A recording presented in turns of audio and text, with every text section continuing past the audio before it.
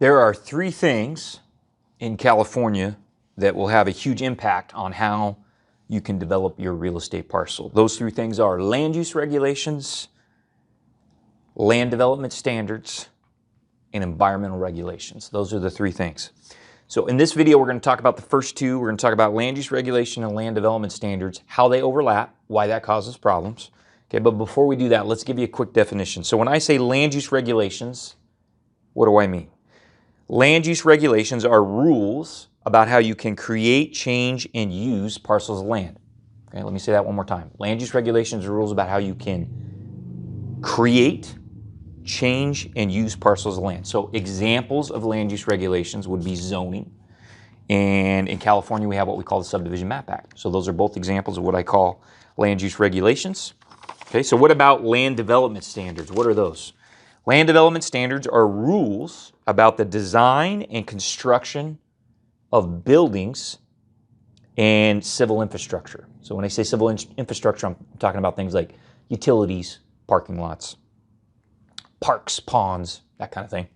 So some examples of land development standards that we have to follow here in California are the California Building Code, and most counties in California have road design standards. So both of those are examples of land development standards. Okay, so why? It sounds like those two things would be completely different, right? Land use regulations, land development standards, okay? But they often overlap. So you will often find land development standards in your land use regulations and land use regulations in your land development standards. That is a bad thing. It's not good, but it happens. Why? Why does it happen? So I'm going to give you three reasons why that happens, why those two things cross-contaminate each other in local government regulation. One is because the dividing line is not always clear.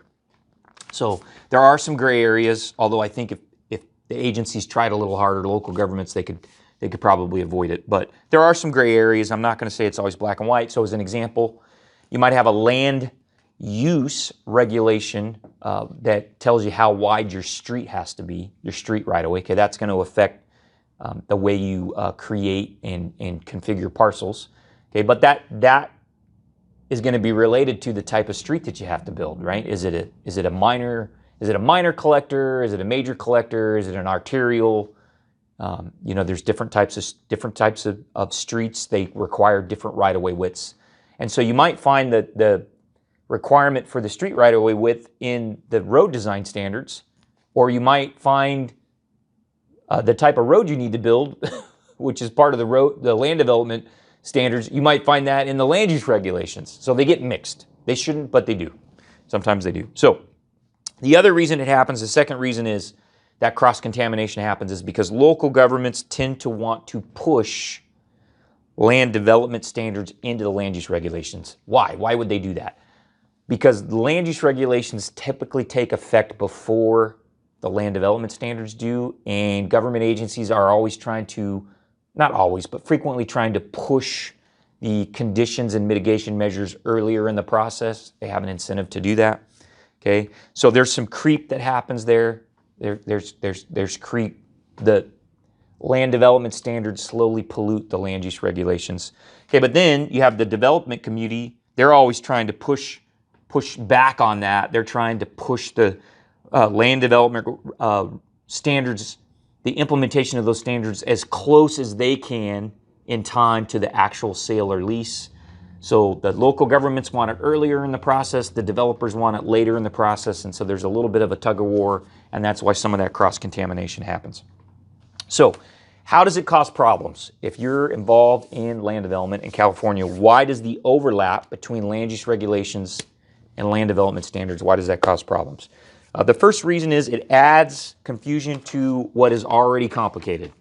Okay, so both land use regulations and land development standards are complicated, right? Like I printed out the zoning code for my local city, Stockton, and I've got it in a 3-ring binder. It's probably 4 or 5 inches thick, right? So that's my local land use regulations for my city.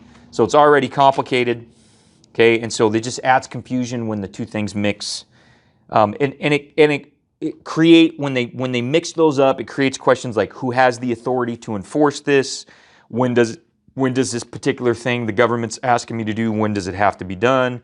who gets to choose, who pays for it, right? So it creates problems. I'll give you an example that comes up rather frequently. So when we go in to do a subdivision, maybe we're doing a large lot subdivision. Let's say we're doing a subdivision to create 10-acre lots, and we'll go into the local county to get that subdivision approved, and they'll say, we want you to show us where all your building pad locations are.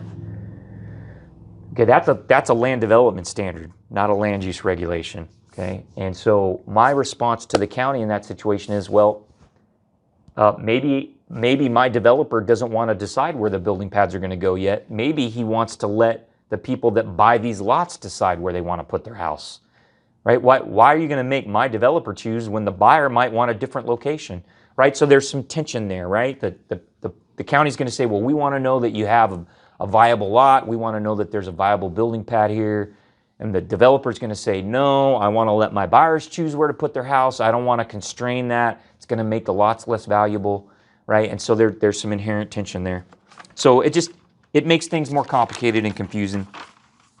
More often than not, this cross-contamination, I find, results in the local government exceeding the authority they are given under state law. That is not easy to undo. Once you get the land development standards polluting your land use regulations, it's very hard to get that changed. It can be done, but it's an uphill battle. And the third reason it causes problems is it adds unnecessary costs to development, right? Unnecessary costs and uncertainty.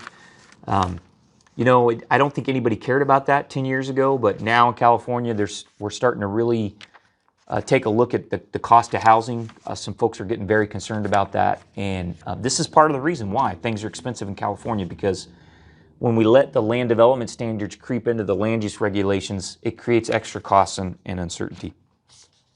So in future videos, I want to answer these questions. How do you keep these separate? If you're a local agency and you want to promote economic development in your jurisdiction, how can what are some things you can do to try and separate the land use regulations from the land development standards?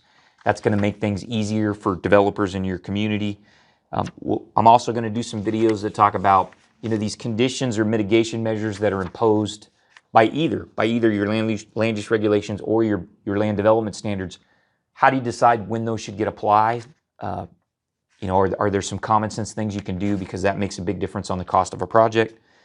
And then if you're a developer, how can you go in and successfully argue with argue is the wrong word. How can you go in and successfully negotiate with your public agency and say, hey, this is not an appropriate place for this development standard.